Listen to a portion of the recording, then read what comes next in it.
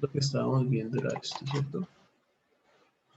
Que nos habíamos quedado acá como en los arreglos y los objetos, ¿cierto? ¿Se acuerdan cuándo utilizaría un objeto? ¿Cuál es como el criterio? Cuando necesitas darle varias características a una misma cosa.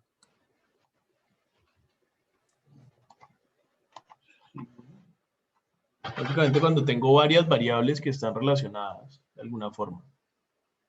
Por ejemplo, en estos ejemplos de acá, pues tengo una persona y esa persona pues tiene varias cosas, ¿cierto? El nombre, la edad y unos cursos. Cada una de esas variables pues le pertenecen a la misma persona, entonces están agrupados, por eso los hago como con un objeto. Y bueno, pues los arreglos simplemente son como las listas de cosas. Ahí el tema que seguía eran las funciones. Entonces, ¿qué es una función? ¿Cómo podríamos definir eso?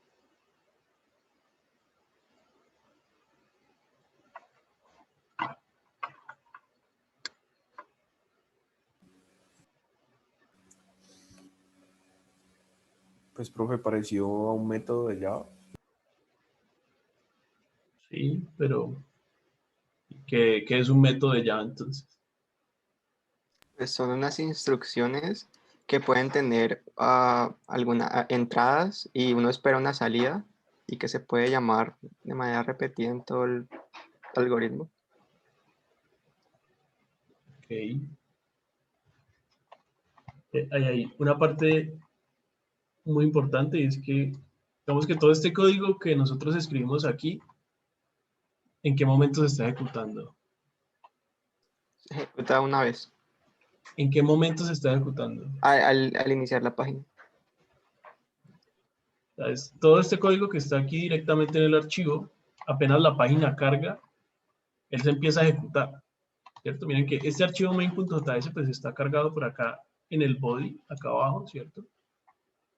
Entonces, apenas la página carga, miren que aquí se empieza a ejecutar todo eso. Va a recargar y todo esto se ejecuta. Esto es de alguna extensión, pero el resto se ejecutó de una, ¿sí ven? El console log que tenemos por acá, de este, ¿sí? Luego el otro console log. Esto pues se ejecuta en orden, línea por línea, ¿cierto? Entonces, una de las características que tienen las funciones es que en el momento en el que declaramos ese bloque de código que queda dentro de la función, ¿cuándo se va a ejecutar? O sea, yo voy a decir aquí function, Cuando la llamemos, test function, ¿listo? Así, esta es una de las formas de declarar una función en JavaScript. Entonces, acabo de decir que voy a crear una función y esa función se llama test function. Y aquí adentro voy a hacer un console log de type test function. ¿Listo? Y miren que este console log pues no aparece, ¿cierto? Entonces, ¿cuándo aparecería? cuando se invoque. Cuando se invoque o se llame la función, ¿cierto? O sea, hasta aquí ya digamos que la función existe, simplemente no la he llamado. Y mientras yo no la llame, pues el código que está acá dentro de este bloque pues no se va a ejecutar. Entonces, ¿cómo hago para llamarla?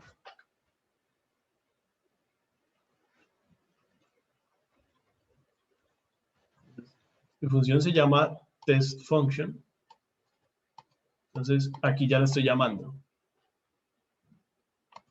Okay.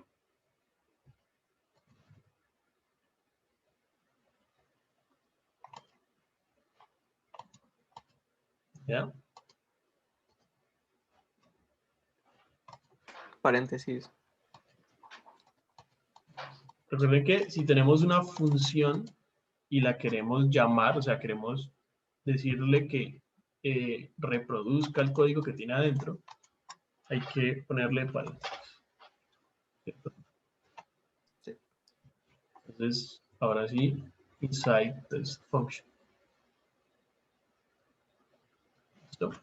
Entonces, las funciones me permiten separar un bloque de código, ¿cierto? Que yo no quiero que se ejecute, digamos, en el primer momento, como todo el resto de cosas, sino que quiero que se ejecute en el momento en el que yo le diga. ¿Listo? Puede que sea de una, como aquí, o puede que sea en algún otro momento. ¿Se acuerdan que en la clase pasada hablábamos que Java era un lenguaje muy orientado a objetos, o la forma en la que lo veíamos en la carrera era siempre orientada a objetos, y JavaScript iba a estar orientado aquí? ¿Se acuerdan? Funciones. Funciones y eran dos cosas. Objetos. No, eventos, perdón. ¿Sí? Ajá. Funciones y eventos. Entonces, ¿qué podría significar eso?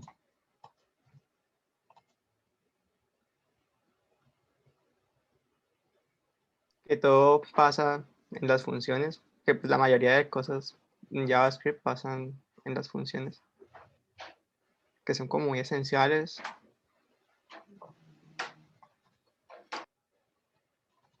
No, bueno, no sé, pues obviamente son esenciales, pero eso más que todo se refiere a que nosotros nos vamos a concentrar más que todo en hacer cosas que pasan en eventos específicos. Y esos eventos usualmente los dispara el usuario. O sea, JavaScript usualmente va a servir para que cuando el usuario le dé clic a alguna cosa, algo pase en la página. O cuando el usuario pase el mouse por encima de algún lado, algo pase en la página. Cuando el usuario haga un scroll o cuando el usuario haga una búsqueda y le dé enter. ¿Sí? Casi todas las cosas que van a pasar en nuestra página van a ser activadas por el usuario. Entonces, lo que está pasando es que nosotros definimos un evento, le decimos como, bueno, cuando esto pase, y le atamos una función. Entonces le decimos que queremos que esta otra cosa suceda. O sea, cuando el usuario haga tal cosa, que esta función se active. Entonces va a ser casi que la mayoría de cosas que hagamos en JavaScript. ¿Vale? Entonces, pues la primera parte de eso es saber cómo funcionan las funciones. ¿Vale? Bueno, entonces, esta es la forma más básica de declarar una función. Esta es una función que se llama test function y que no tiene ningún parámetro. Entonces, así la declaro y cuando la quiero llamar, la llamo de esta forma. ¿Listo? ¿Qué pasa si yo digo algo así como esto?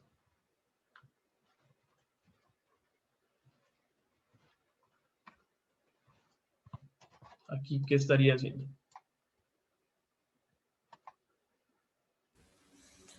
Pues guardando la función en una variable. ¿Qué significaría guardar la función? Pues que creo que si después la quisieras ejecutar, la puedes ejecutar usando other test. Pero Entonces, ¿qué? no es más bien lo que retorna esa variable, esa función la estamos guardando en Sí, esa variable. como resultado. O sea, el resultado de la función. Sí, y en Es ese lo que momento pues estaríamos guardando. no está retornando nada, entonces sería como indefinido. Bueno, acá quiero que noten los colores que hay. Por ejemplo, ¿qué podría significar este azul oscuro?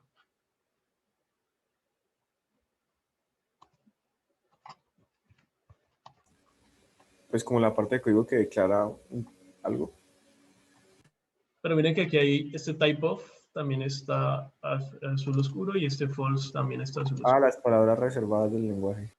Ah, exacto. Entonces, azul oscuro más bien serían como las palabras reservadas, ¿cierto? Azul claro, ¿qué podría ser? Nombres, pues Los nombres que se les dan a las cosas.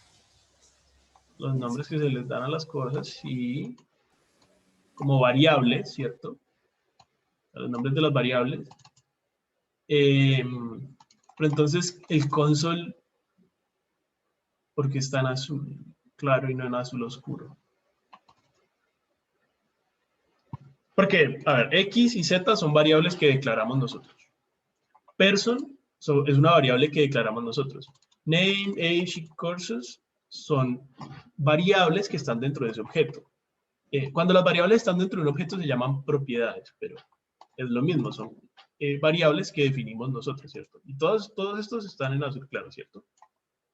Este está en azul claro. Pero entonces, ¿por qué console estará en azul claro? Como que tendría sentido que estuviera en azul oscuro, ¿cierto? No la declaramos nosotros. Pareciera ser como una palabra reservada. Pero son como un objeto. Es un objeto, sí. Sí, pues console es un objeto, entonces... No es que podría haber dos razones, no sé exactamente cuál sea la razón, si es porque es un objeto o porque console realmente no es una palabra reservada como del lenguaje, sino que es un objeto que define el navegador. ¿Ya? O sea que alguien ya la inventó antes y por eso se puede usar. Exacto, como si el navegador antes ya la había definido en el código pues que él carga por defecto y por eso la podemos usar. ¿Vale? Pero bueno, digamos que de todas formas el console es un objeto. Entonces, también por eso puede ser que quede así en azul clarito. Console es un objeto y log, ¿qué es? Es como Todo ese objeto. ¿Es qué? Una función de ese objeto. Es una función de ese objeto. Ajá. ¿Cómo sabemos que es una función? Por el console punto tal cosa. Ajá, por el No, punto. el punto no nos dice que sea una función. Porque miren que, por ejemplo, Ah, acá bueno, puede ser tenemos una property también. person.other y other es una función, No, es una property. es una propiedad. Log realmente también es una propiedad de console. Básicamente, cualquier cosa que sea parte de un objeto es una propiedad de ese objeto. Lo que pasa es que las propiedades pueden tener muchísimos tipos diferentes. Bueno, no muchísimos, un par, pues, pero varios tipos diferentes. Por ejemplo, other, ¿de qué tipo es? O sea, el valor que está guardado en other, ¿de qué tipo es?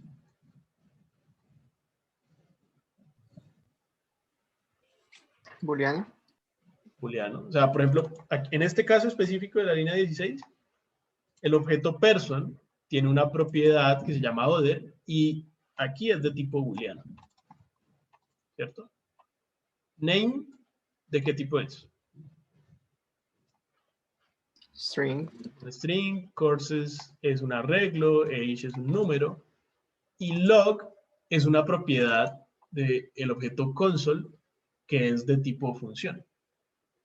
¿Cómo sabemos que es una función? Bueno, pues porque para utilizarla le estamos colocando paréntesis. ¿Cierto?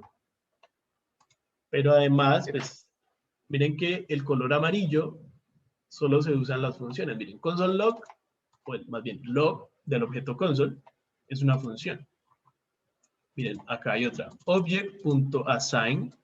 Sabemos que es una función porque para utilizarla necesitamos los paréntesis, ¿cierto? Nosotros estamos llamando la función assign del objeto, o más bien de la clase object. Le damos el mouse encima. Bueno, no nos está diciendo que sea una función explícitamente. Vamos a hacerlo acá. Object.assign. También cuando las cosas se autocompletan, las cositas que son acá en azul claro son valores, digamos, normales. Las que son en violeta son funciones o métodos. Miren que aquí el assign está diciendo que es un método. ¿Bien? ¿Cuál es la diferencia entre método y función?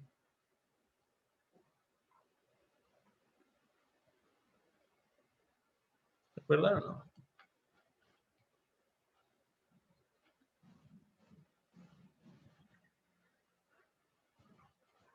funcionan de la misma forma, o sea, la diferencia práctica es como nula.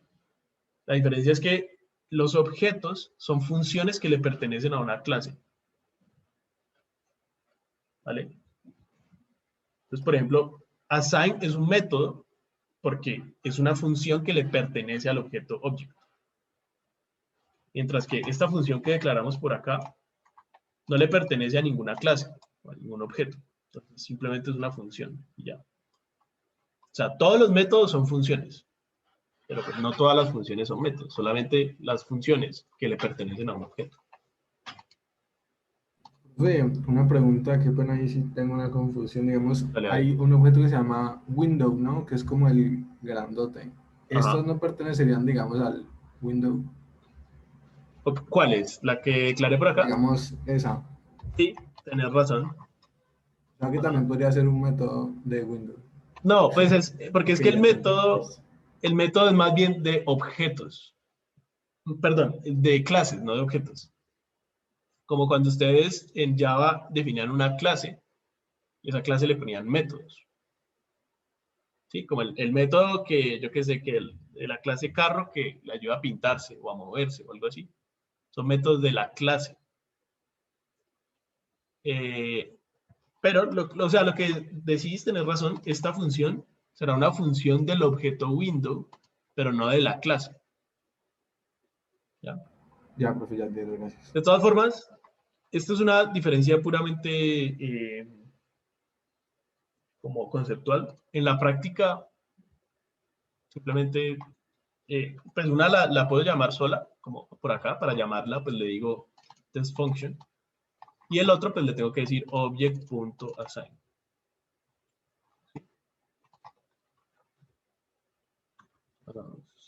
Bueno, miren que acá pasa lo mismo, ¿no? Console.log me está diciendo que es un método porque es pues, la función log de la clase console. ¿Sí?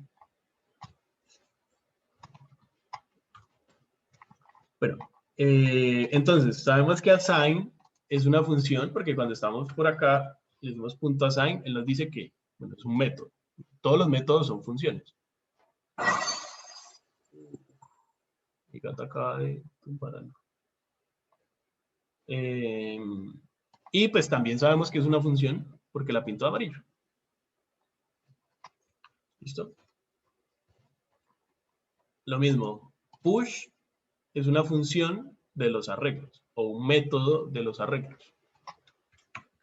arr.push. Miren que aquí me dice que esto es un método de la clase arreglo. ¿Listo? ¿A qué voy con esto? Si todo eso que acabamos de decir es cierto, other test, ¿qué es?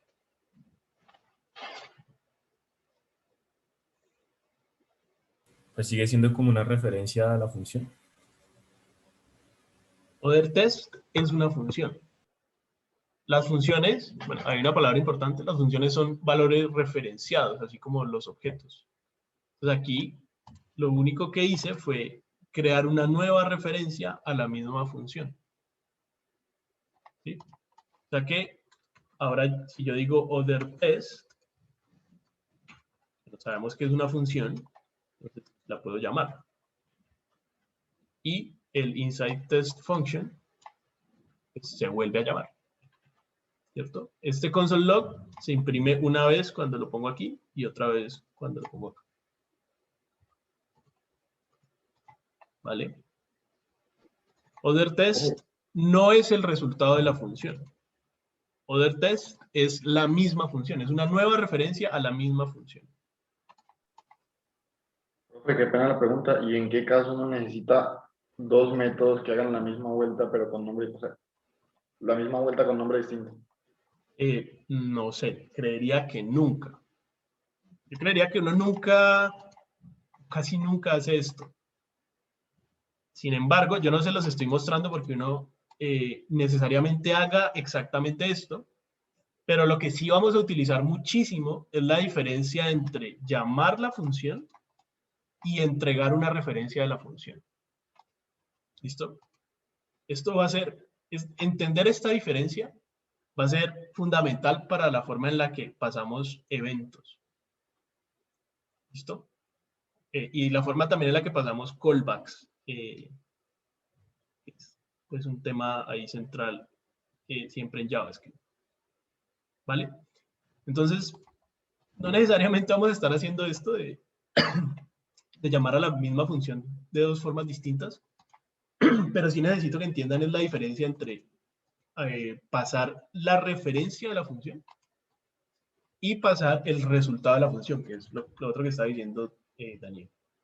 Entonces va a hacer una variable que se llame result y le voy a decir que es igual a test function, pero ahora sí con paréntesis. Vamos a hacer un console log de result. ¿Sí? Entonces miren, aquí other test es test function sin paréntesis. O sea, es una referencia a la función. Result es test function con paréntesis. O sea, en esta línea no se llama el console log. En esta línea sí se llama el console log. Y la variable, el valor de la variable va a ser el resultado de esta función. Entonces, miremos ahí. Ahora 3 de los console log de adentro de la función, ¿cierto? Y el último es el resultado de la función, que es indefinido en este caso.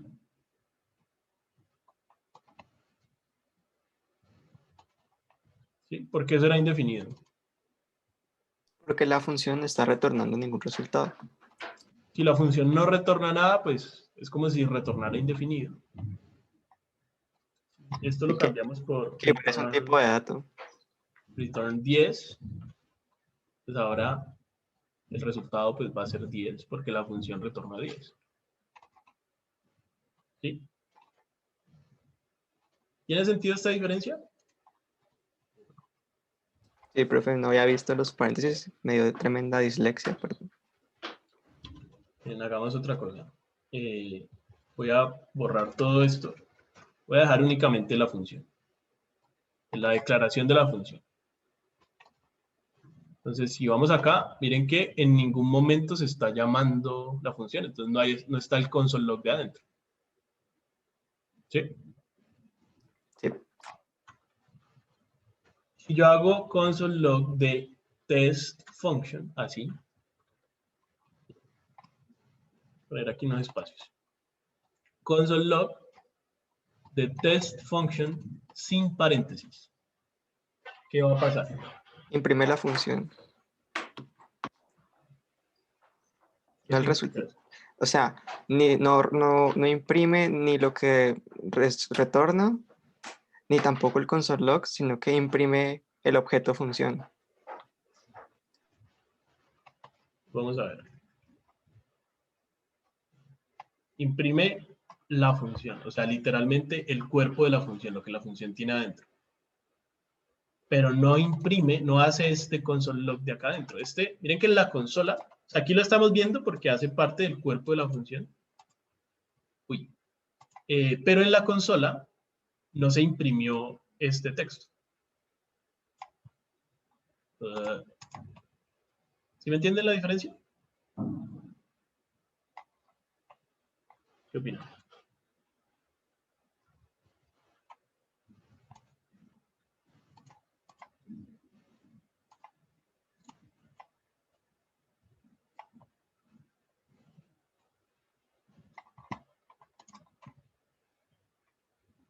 ¿No?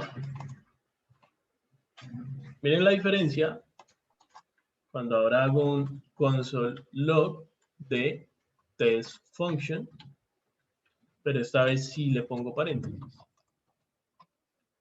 ¿Qué va a pasar en la consola? Ella debería imprimir lo que retorna. Debería imprimir lo que retorna este console log y qué otra cosa va a imprimir.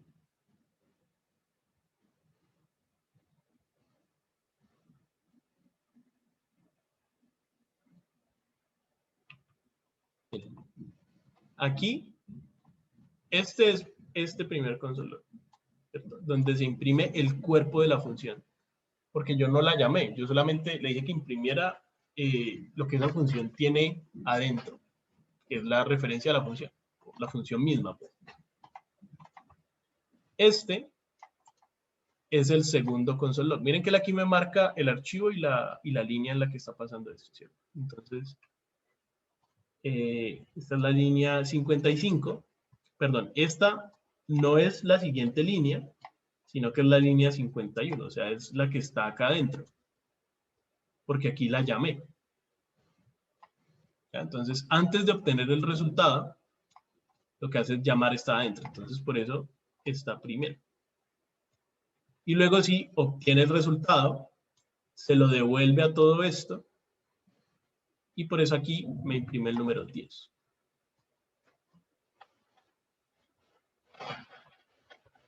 ¿Sí?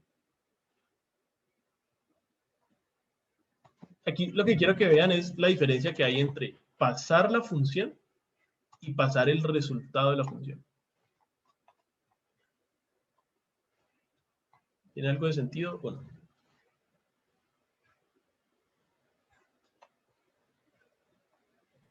Sí. ¿Sí?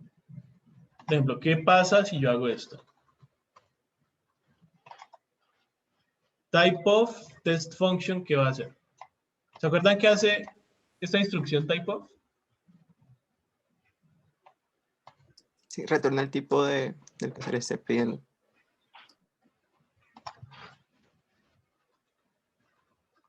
Type of, esto no me lo define, pero sí. Entonces, type of me va a retornar el tipo de lo que le estoy pasando al lado derecho.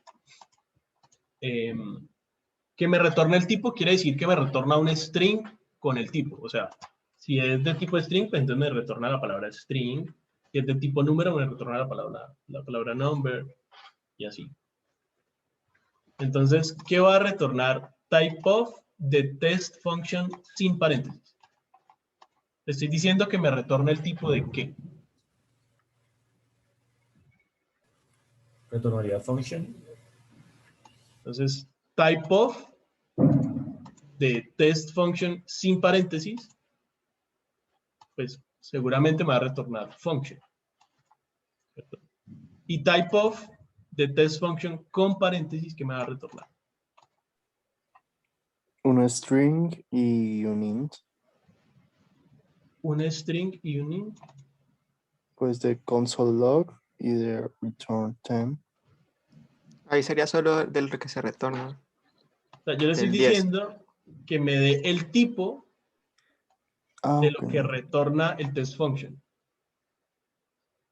Entonces me retornaría que, o sea, el test function me va a retornar 10. Entonces es como si yo reemplazara Un esto int. por un 10.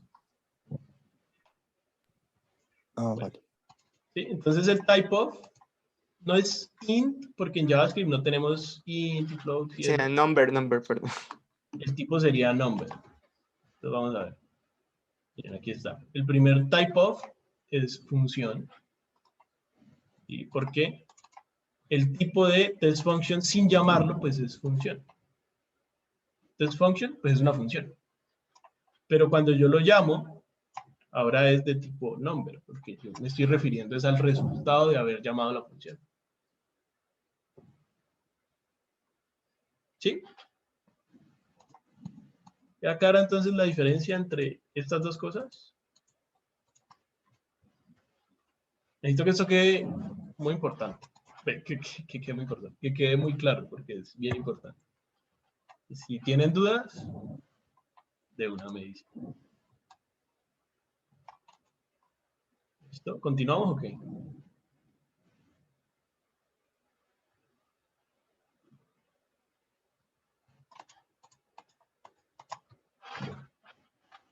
Asumo que está claro.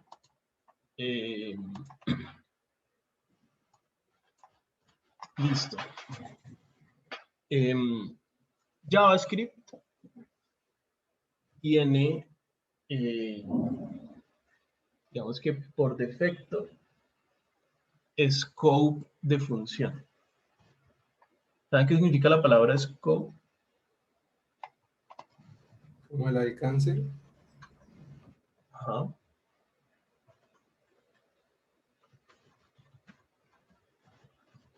¿Qué significaría eso? ¿Qué se les ocurre?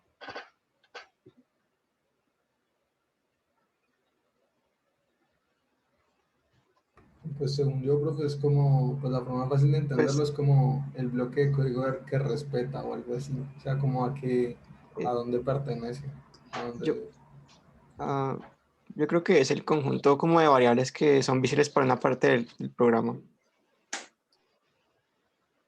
Y el scope se refiere específicamente a las variables. Entonces, básicamente es qué variables son visibles para qué parte del código. ¿Vale? Entonces, por ejemplo, acá, por fuera de estas funciones voy a tener una variable foo, que va a tener el valor de, bueno, ¿listo? Todo esto que está afuera, pues es simplemente como el archivo, o sea, es el contexto general. ¿Vale? Si lo fuéramos a ver, digamos que lo podemos representar como así. Listo, digamos que este va a ser como nuestro contexto general. ¿Listo? Y aquí pusimos foo.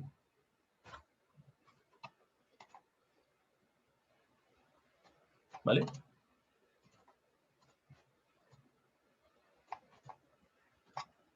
¿Listo? Si yo lo pongo aquí, quiere decir que, por ejemplo, acá dentro de test function 2, yo voy a poder usar foo. ¿Sí ven?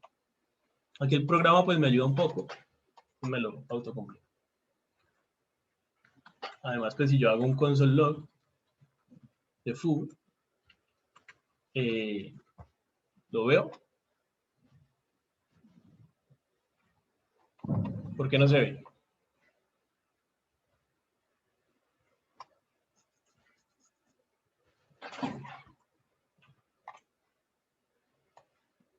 Porque no veo acá en la consola la palabra var.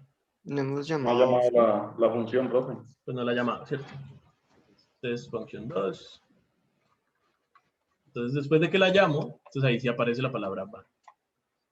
¿Esto qué quiere decir? Que esta función es capaz de leer la variable foo. Vamos a representar estas dos funciones acá como otros rectángulos. Esta va a ser la función testFunction y esta va a ser la función testFunction2. ¿Listo? Entonces, esa variable foo existe, que fue definida en el contexto rojo, existe acá dentro del contexto violeta o rosado. ¿Sí? Porque miren que la definimos acá y aquí la pudimos usar. Lo mismo, pues, la vamos a poder usar acá. ¿Cierto? Si yo aquí hiciera un console log de foo, también me va a funcionar. Ahora, ¿qué pasa si yo hago aquí una variable? ¿Sabes? ¿Qué es? Qué falta de creatividad, pero esta variable está definida dentro de este contexto, digamos dentro del contexto amarillito. ¿Sí? Sí. Está acá. Entonces, que JavaScript tenga scope o alcance de función, quiere decir que las variables únicamente existen en la función en la que se crean. ¿Ya? O sea que yo aquí, dentro de esta función, puedo usar SAS para alguna cosa. ¿Sí? Aquí funciona. Está diciendo que es una variable local SAS que es de tipo string. Pero solo funciona dentro de esta función.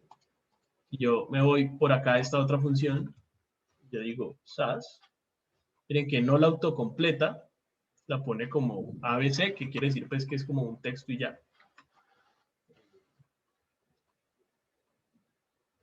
¿Sí? Como un texto que yo lo he usado antes, por eso él como que lo puede autocompletar.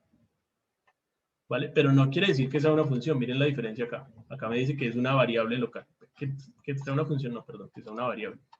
Acá él me dice que es una variable local. ¿Sí? Entonces que acá no me dice nada. ¿Sí? La autocompleta porque la he usado antes como texto, pero no es una variable. Y si yo hago esto, miren que aquí me dice que SAS no está definido.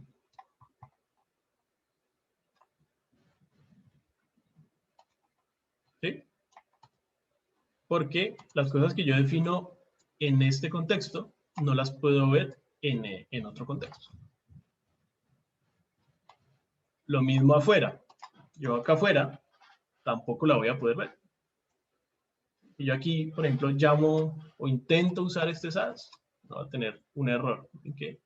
Lo mismo, SAS no está definida en la línea 63. Mira, acá en la línea 63. Y apenas pasa un error, el código se deja de ejecutar. Por eso yo no alcancé a ver este otro error. Miren que aquí es en la línea 63. Si yo lo quito, ahora tengo el error de la línea 69, pero nunca tengo ambos al mismo tiempo. Porque cuando este error pasa, detiene la ejecución del resto del código. ¿Tiene sentido el alcance de las variables? Sí, profe. Sí, Entonces, Ok, y qué dale. pena una pregunta. Ahí, ¿eso no había algo, o pues no está relacionado a lo de Varilet? O sea, ahí no hay algo que tenga que ver también con el scope. Sí, sí tiene que ver, ya lo vamos a ver. Pero entonces, bueno, si yo quisiera usar algo en esta función y en esta función, ¿qué tendría que hacer? declararlo afuera. La única forma en la que dos funciones puedan compartir una variable es que esa variable esté en un scope que contenga ambas funciones. Por ejemplo, foo la puedo usar acá adentro y la puedo usar acá adentro porque está por fuera de ambas.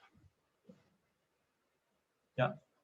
O si yo tuviera, por ejemplo, un var count que inicia en 0, yo acá le puedo decir, yo qué sé, count y usarla, decirle como más, y aquí puedo decirle count y también decirle más, o sea, la puedo usar en ambos. Y luego leerla, por ejemplo, acá. Simplemente porque está definida en un scope que contiene a las otras dos. Entonces, miren que acá, bueno, ahí tenemos este error. ¿Ya?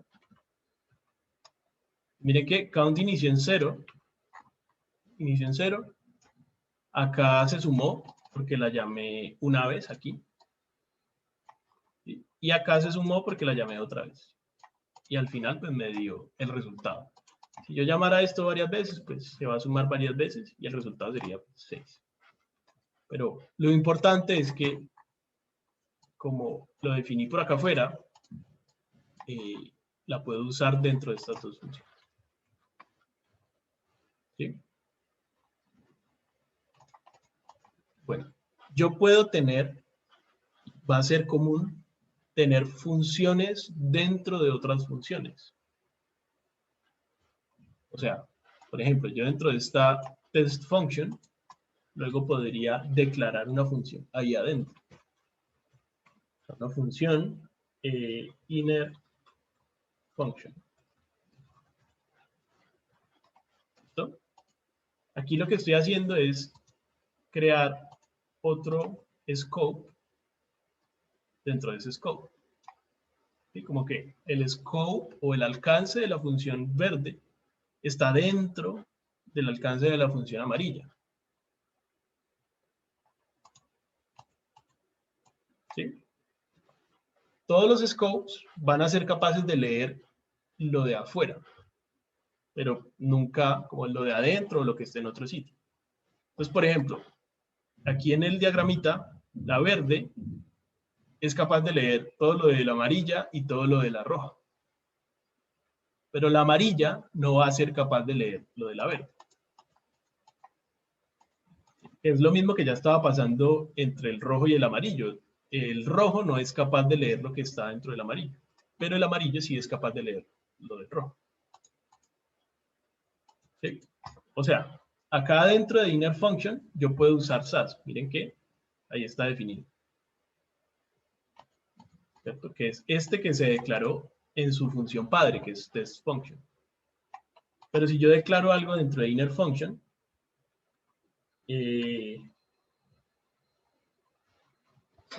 acá en los nombres.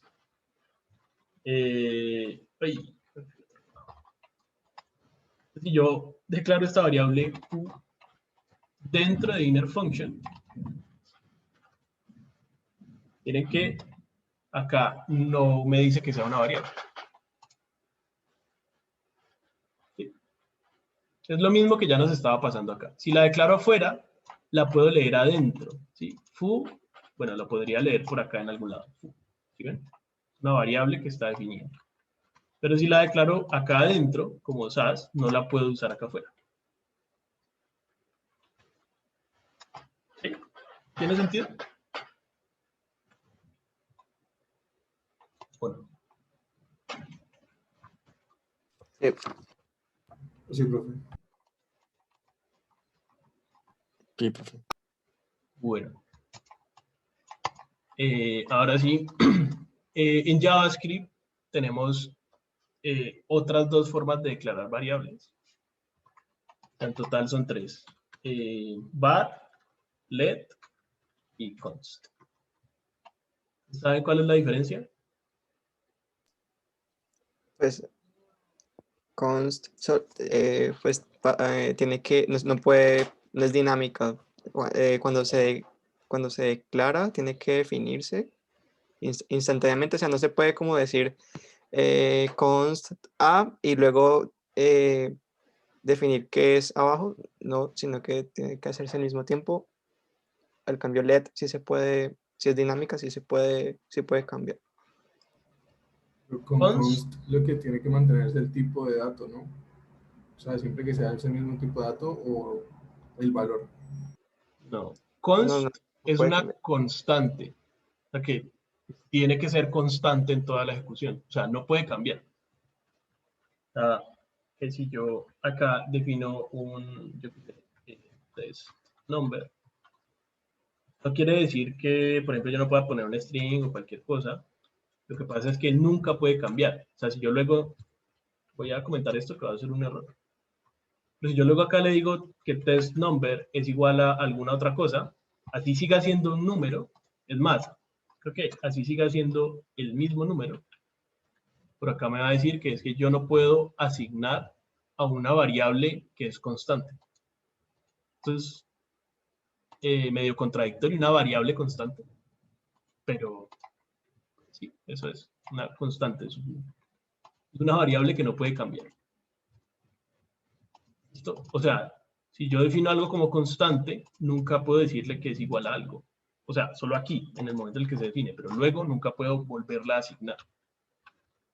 ¿Listo? No tiene nada que ver con el tipo ni con nada más, simplemente nunca la puedo volver a asignar. ¿Vale? Esa es la constante. Pues Y ambos el let, son, en ese sentido, funciona exactamente igual a la variable. Simplemente es una variable que yo sí puedo volver a asignar. ¿Sí? Vamos, test string, hola. ¿Listo?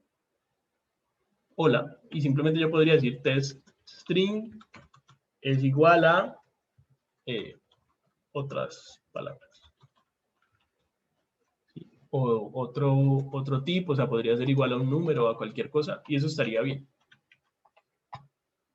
No hay ningún error. Entonces, ¿cuál podría ser la diferencia entre let y var? el scope, que var es de función y let es de bloque. Entonces, hasta aquí, digamos que la diferencia en cuanto a cómo se utiliza y eso no es ninguna.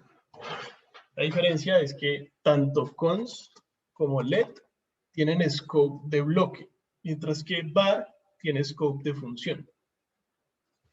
¿Qué significa eso? Que let va a estar también definida dentro de la función. O sea, por ejemplo, si yo hago aquí un let, va a pasar lo mismo que con var. Solamente está definida dentro de la función. Pero el scope de const y let es un poquito más cerrado.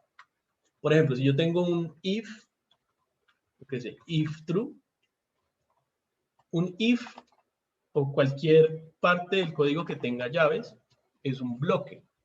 Ya, por ejemplo, if es un bloque, pero if no es una función. Ya. O sea, por ejemplo, la función es un bloque, pero pues también es una función. If es un bloque, pero no es una función. Una constante o un let tienen scope de bloque. Quiere decir que únicamente van a existir en este bloque.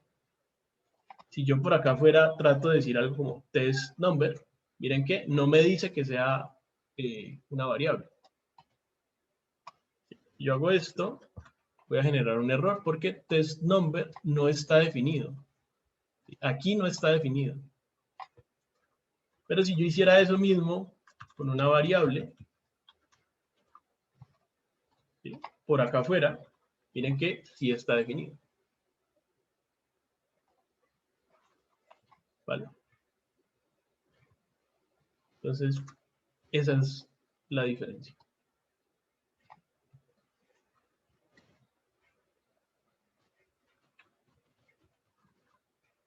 ¿Tiene sentido? Sí. ¿Qué opinan los otros? Sí, profe. Sí, profe, tiene sentido. Bueno, esta diferencia entre scopes podría ser bastante útil, por ejemplo, cuando ustedes hagan un for. Vamos a hacer aquí un for de prueba. Acá abajo. Entonces, for, ¿se acuerdan cómo se hace el for? Siempre digamos como int, Uy, int i igual a 0 contigo. y menor a 10 y más, ¿cierto? En JavaScript, pues no tenemos ints, solo tenemos variables o constantes o let. Pues constante, ¿qué opina? ¿Podría ser o no podría ser? No, porque pues, como se va a sumar. Vamos a ver entonces. Es una variable, ¿cierto? Le Pero, decimos que va de 0 a menor a 10. Aquí vamos a hacer un console log de i. Entonces vemos, inicia aquí de 0 a 9. ¿Cierto? bien. Normal, un for de toda la vida. Var, recuerden que tiene scope de función. For, ¿qué es? ¿Es una función o es un bloque? Bloque. Luego ya no puedo usar el i. Luego ya no puedo usar el i. O sea, sí, pero pues ya está, ya se utiliza. ¿Qué pasa si yo hago un console log de i acá? ¿Es un error ¿Cómo o qué va a imprimir? va a imprimir 10? Ah, creo. O 9, no sé. Bueno, el último resultado que se le dio en el for. El for declara la variable, suma y pregunta, ¿no? O bueno, el orden realmente es en el que está aquí, como que, bueno, la declara, le pregunta si es menor y luego la suma. Entonces, esto lo hace 10 veces. Entonces, cuando está en el número 8, ya imprimió el 8, ahora 8 es menor a 10, sí, lo suma. Entonces, ahora quedó en 9. Bueno, 9 es menor a 10, sí, ¿cierto? Entonces lo suma y ejecuta. Bueno, entonces lo sumó. Entonces la i alcanza a ser 10. Cuando es 10, ahora 10 no es menor a 10. Entonces ahí se sale y no ejecuta. Pero si nos vamos a ver acá, este es el último console log. Tiene que ser de la línea 97, o sea, es este. No está dentro del for. Pero quiere decir que la i alcanza a ser 10. Venga, aquí está el 10. ¿Sí? Esto podría tener ciertas consecuencias. Ahorita vemos. Pero, bueno, eso es lo que hace la variable, porque la puedo usar acá, porque pues el scope de variables de función. Entonces, yo lo estoy como definiendo en todo mi archivo. O sea, y ya quedó definido en todo el archivo. Pero si yo paso esto a LED, el scope de LED, ¿cuál es?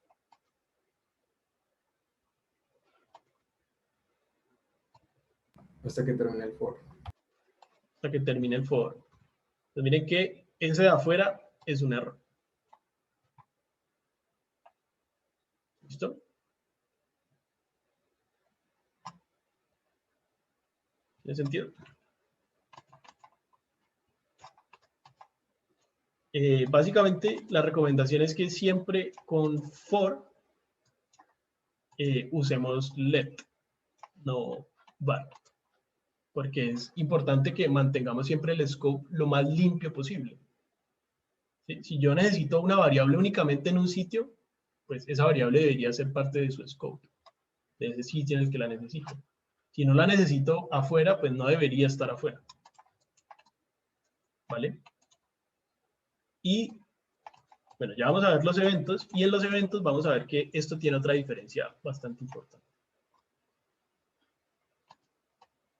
Bueno, pero, ¿qué tal la diferencia entonces entre scopes?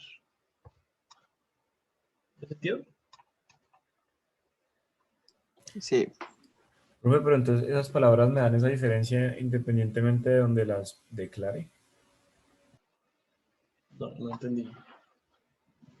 Pues o sea que, es que puedes volver a mostrar el resultado acá que me distraje por un momento.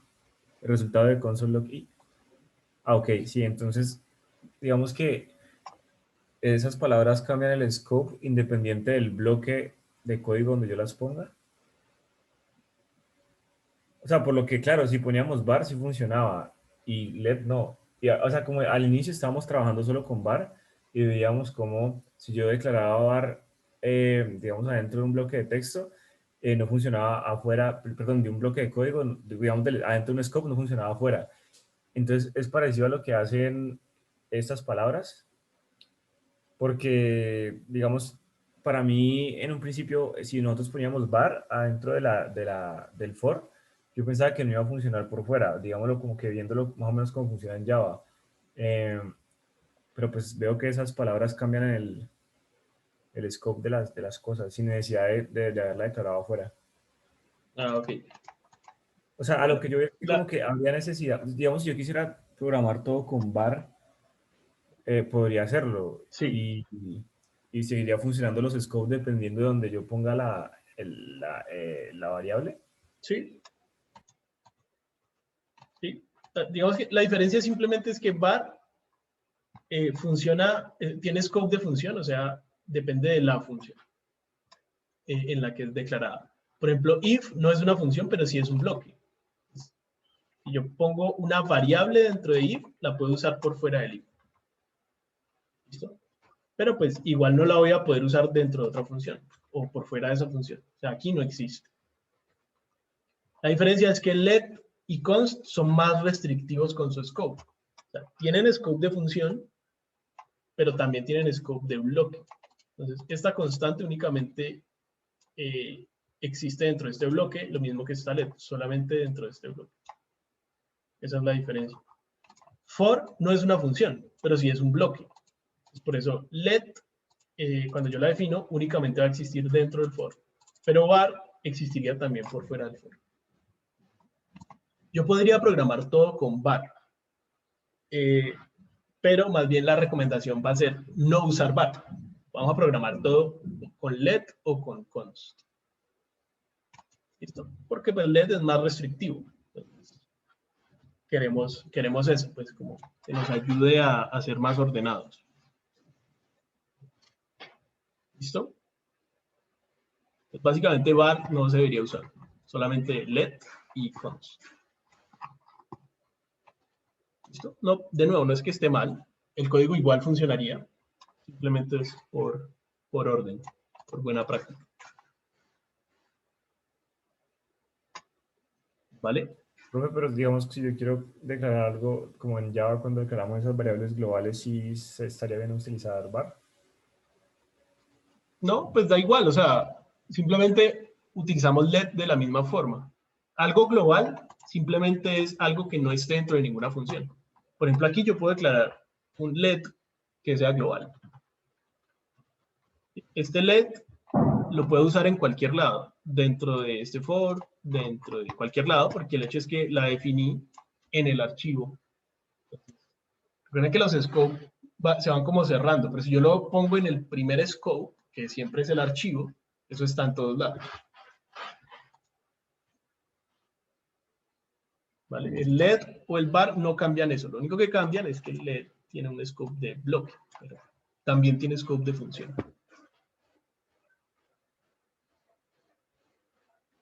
¿Sí o no?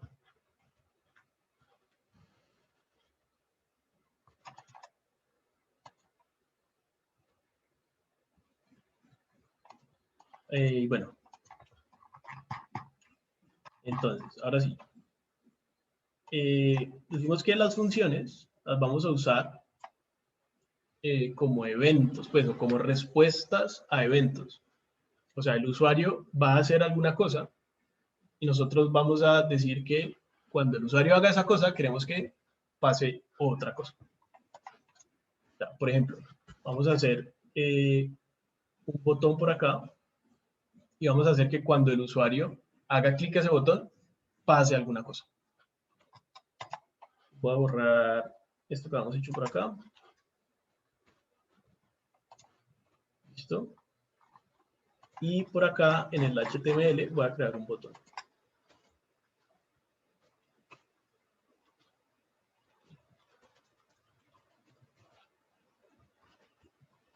Pues listo, ahí está este botón, clic.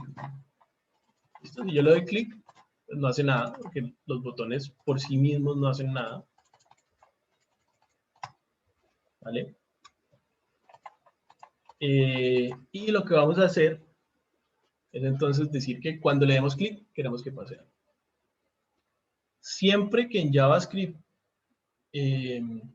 queramos interactuar con algo que está en el HTML, tenemos que seleccionarlo. ¿Sí? Funciona igual que como en CSS. Me refiero a que si nosotros en CSS queremos, por ejemplo, cambiarle el color de fondo a este botón, ¿qué tenemos que hacer? Seleccionarlo. Sí, ¿cierto? O sea, si yo estoy en CSS y quiero que ese botón tenga un background rojo, tengo que seleccionarlo. O sea, tengo que decir que el botón tenga un background color de red. ¿Cierto? Y de esta forma lo selecciono. Entonces ahora el botón es rojo. ¿Sí? Así como en CSS tengo que seleccionar algo para poder modificarlo, en JavaScript también. Si yo quiero hacer algo con el botón, tengo que seleccionar el botón. Entonces, bueno, lo vamos a guardar en un LED, porque dijimos que vamos a usar solo LEDs. Entonces, LED, button. Esto es simplemente una variable. Hasta aquí, yo no he hecho nada. O sea, si yo aquí hago un console log de button, pues me va a decir que el valor que tiene esa variable ya existe, pero el valor que tiene guardado es indefinido, porque yo no le dije que era igual a nada. ¿Cierto? O sea, no es que porque yo le puse button, él automáticamente vino y lo seleccionó. No. Para seleccionarlo, hay que decirle al documento que queremos seleccionar alguna cosa en específico. Lo decimos así, document. Miren que está en azul claro, o sea que es que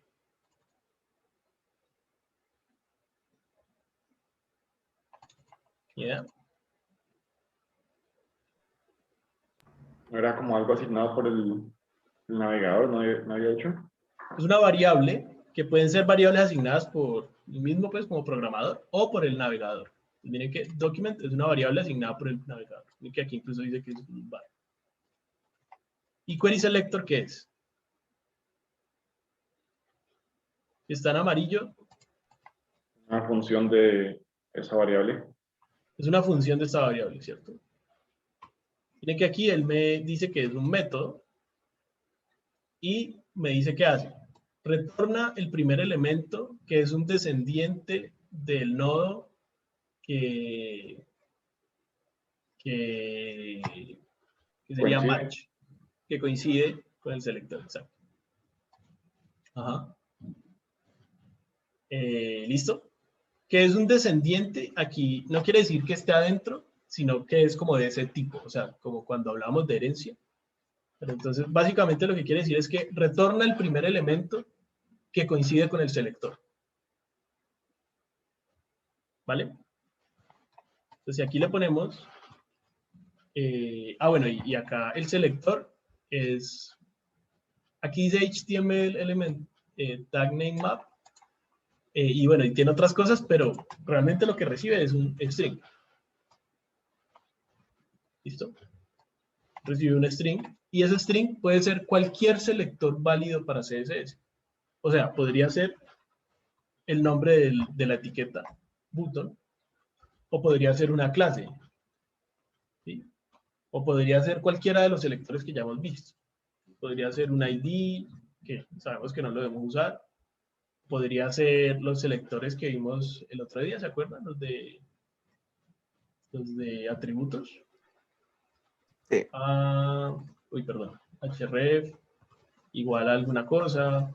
¿Sí? Cualquier selector que sea válido en CSS es válido aquí. Entonces vamos a usar simplemente el selector de nombre de etiqueta. ¿Listo?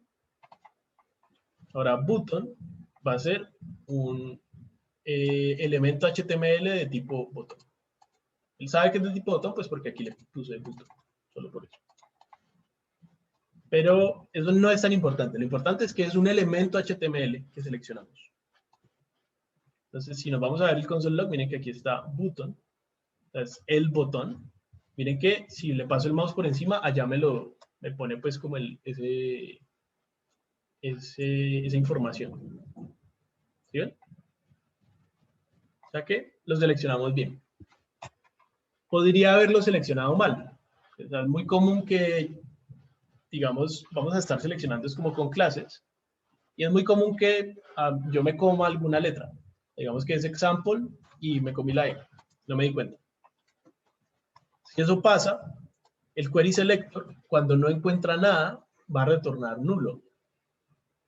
¿Listo? Y ese nulo, pues, nos puede traer diferentes errores cuando intentemos hacer algo con el botón. O con lo que sea que estamos seleccionando. Entonces, la recomendación es que siempre que seleccionemos algo, hagamos un console log, simplemente para comprobar que lo seleccionamos bien, que no hubo por ahí algún error. Que si ustedes asumen que lo seleccionaron bien y empiezan a trabajar asumiendo eso, cuando les salga un error y no lo habían seleccionado bien, no van a saber de dónde proviene ese error. ¿Vale? Ahí, la idea es simplemente darse cuenta temprano de los errores. ¿Listo? Pues bueno, aquí sabemos que lo seleccionamos bien. Entonces, después de eso ya puedo borrar el console log, que no me quede ahí estorbando. Y ya quedó mi botón seleccionado. ¿Listo? Lo voy a devolver. Y voy a hacer algo acá. ¿Qué pasa si yo tengo 4 botones? Te trae el primero de la lista de nodos. Entonces, en CSS, si yo tengo por acá button y le pongo el background color de dark magenta, eso se lo aplica a todos, ¿cierto? Pero acá, cuando yo utilizo en JavaScript el query selector, es que él acá me dice el primer elemento. ¿Ya? Entonces, query selector se va a ir al HTML y va a buscar, pero apenas encuentre uno, va a devolver ese único. Entonces, este botón, miren, es solamente el primero. ¿Bien?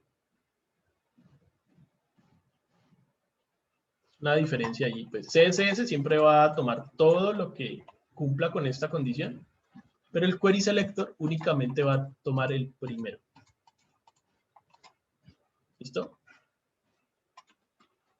Bueno, habíamos dicho que queríamos que algo pasara cuando le diéramos clic a ese botón. Entonces, cuando vamos a hacer eso, vamos a utilizar un evento. ¿Listo?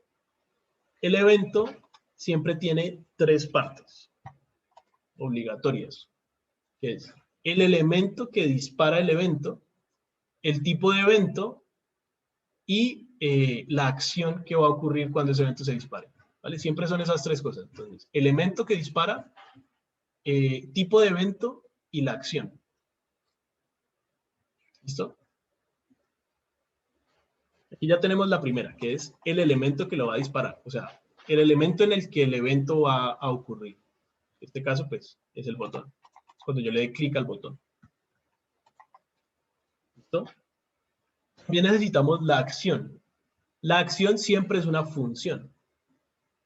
O sea, lo que va a ocurrir cuando le demos clic siempre tiene que ser una función. Una función. Esas funciones las vamos a llamar o las vamos a iniciar siempre con handle. ¿Sí? O sea, ¿qué significa handle? Manejar. Manejar. Entonces, como manejar un evento, pues, o como responder a un evento. Siempre la vamos a llamar handle. Simplemente, por ejemplo, handle click.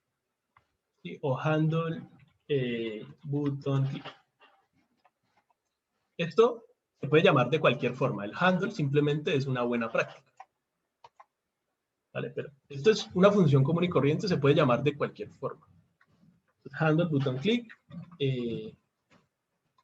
Listo. Y vamos a decir que vamos a hacer simplemente un console log de button click. Entonces ya tenemos el elemento que dispara el evento y ya tenemos la acción que queremos que ocurra. Solo nos falta conectarlas con el evento. Entonces lo hacemos de esta forma. Button, o sea, el elemento que va a disparar, punto, add event listener, ¿sí? Agregar un escuchador de evento. ¿Listo? ¿Qué dice todo esto? Bueno, tiene ahí una buena descripción. Pero lo que vamos a decirles es que queremos que algo empiece a escuchar cuando ese evento se dispare. Esto es una función, miren que está amarillo, es una función del elemento botón. ¿Listo? Y entonces va a recibir dos cosas, un tipo. Entonces el tipo es lo que decíamos de cuál es el evento al que va a escuchar. ¿Cuál sería el evento que va a escuchar en este caso? El evento es qué es lo que tiene que hacer el usuario para que esto pase. Clic. Tiene que hacer clic. Entonces aquí entre comillas vamos a poner. ¿Listo? Este es el tipo de evento. Luego va una coma y va la acción. Entonces, ¿qué iría aquí? Sería el Llamar la función. Bueno, ahí entonces hay una diferencia muy importante. No es llamar la función handle button click, es pasar la función handle button click. O sea, aquí lo que va no es el resultado de la función, sino que es la función misma. ¿Qué significa eso? Como por decir la función que va a utilizar. Es la función que va a utilizar, no el resultado de esa función. Dicho sin paréntesis. Sin paréntesis.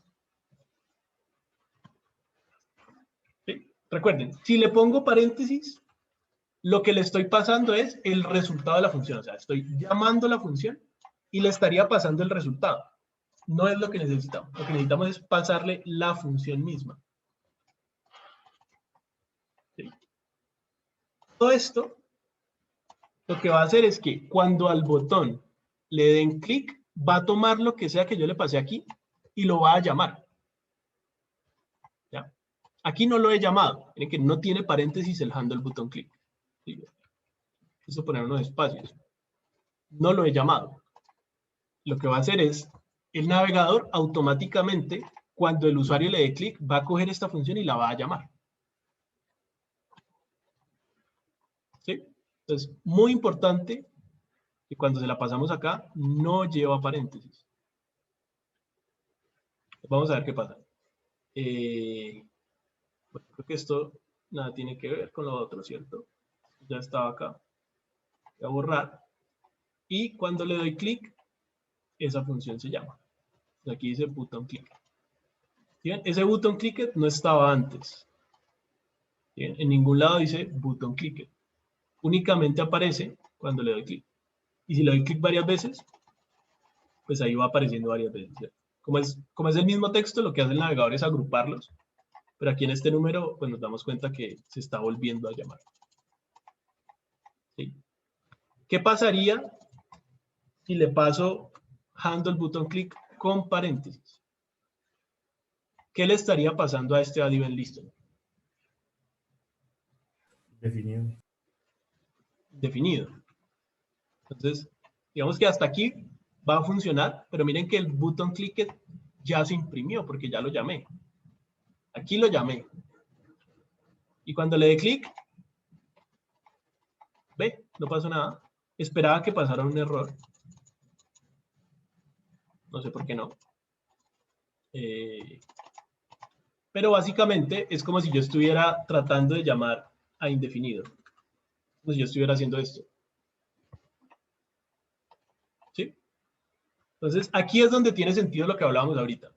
Digamos que yo tengo... Voy a devolver esto por acá. Esto es una función y cuando yo le paso el handle button click, yo le estoy pasando ese valor como un parámetro para ese código que tiene el navegador por dentro. Es como si yo dijera, digamos, let parameter o cualquier cosa es igual a handle button click. Si yo le digo esto, él por dentro, cuando le den clic, va a poder hacer esto, va a poder decir, ah, listo, llamemos a parámetro. ¿Sí? Porque parameter es una función, que es la misma función de handle button click. Pero si yo hago esto, parameter, ¿qué va a hacer? Es que ya no está amarillo, ya no es una función. Es simplemente indefinido. Que aquí está el error. Este es el error que estaba esperando que pasara. Creo que antes pasaba, no sé si el navegador ahora previene que pase. Pero pues, si le pongo paréntesis, le estoy pasando indefinido. Y yo lo que necesito pasarle, o no necesariamente indefinido, si yo aquí retornara un 10, pues le voy a pasar ese 10 por lo que sea que retorne. Pero el hecho es que yo no necesito pasarle lo que retorna la función. Yo necesito pasarle la función. ¿Sí? Entonces, básicamente, siempre que hagamos un event listener, le vamos a pasar la función sin paréntesis. No queremos llamar la función aquí. Queremos que la función se llame automáticamente cuando la persona le da clic al botón. ¿Listo? Profe, una pregunta. ¿Cuál es la diferencia entre usar Query Selector y Find, ¿cómo es que se llama? Find Element. By ID, creo. Hay varios. Hay Find Element. Básicamente porque, claro, como el Query Selector me retorna el primero, ¿qué pasa si yo tengo otro botón ahí? ¿Eso cómo se maneja? Otro botón que quiere otra cosa. ¿Cómo se maneja eso? ¿Cómo diferenciamos las cosas en CSS, por ejemplo? Pues con clases. Las clases. Lo mismo, con clases. Bueno, y entonces ahora, ¿por qué no deberíamos usar el Find Element by ID o otros?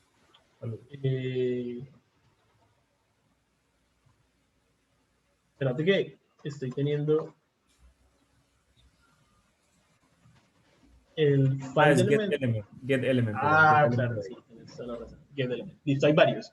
by ID, by class name, by tag name. O sea, encontrar un elemento por su ID, o por su nombre de clase, o por su nombre de etiqueta. Básicamente no usamos estos porque query selector es todos al mismo tiempo. Query selector, si quiero que sea como ID, pues le pongo numeral y el ID. Si quiero que sea como clase, pues le pongo el punto y la clase. Si quiero que sea por etiqueta, pues le pongo la etiqueta y ya. Entonces, query selector los reúne a todos. ¿Vale? Y es mucho más potente porque aparte de esos tres, podemos usar cualquier otro. Por ejemplo, no hay un get element by, yo qué sé, by attribute, pero con query selector yo podría seleccionar algo por atributo. ¿Vale? Y lo otro que me preguntabas, por la misma razón, pues como por orden, no vamos a utilizar ID, y porque los IDs, recuerden que no nos permiten reutilizar las cosas, ¿no? Entonces simplemente vamos a usar clases. ¿Sí? Pero entonces, ¿me puedes aclarar otra vez cómo distinguimos de un botón a otro? ¿Solamente le asignamos otra clase diferente? Otra clase, sí. Pues hay varias formas. Por ejemplo, si yo, la más normal, la que siempre vamos a intentar usar es poner diferentes clases. Pero, digamos que yo quisiera seleccionar el tercer botón de estos cuatro. Como query selector, esto en cualquier momento se cierra. Entonces, me quedo corto. Perdón. Pero, si yo quisiera el tercero, y esto es un selector de CSS que sea válido, va a ser válido aquí. ¿Se acuerdan del NTH Child? Por ejemplo. Esto sería válido aquí. No sé si esto va a funcionar. Bueno, recuerden que el NTH Child es el hijo dentro del padre. Aquí el padre es body. Entonces sería como si yo quiero sería como el quinto. Vamos a ver. NTH Child 5. Y miren que funciona en el tercer botón, porque es el quinto hijo. En estos otros no funciona. ¿Sí? Entonces hay varias formas, pero usualmente va a ser diferenciándolo con clases. O lo que decía.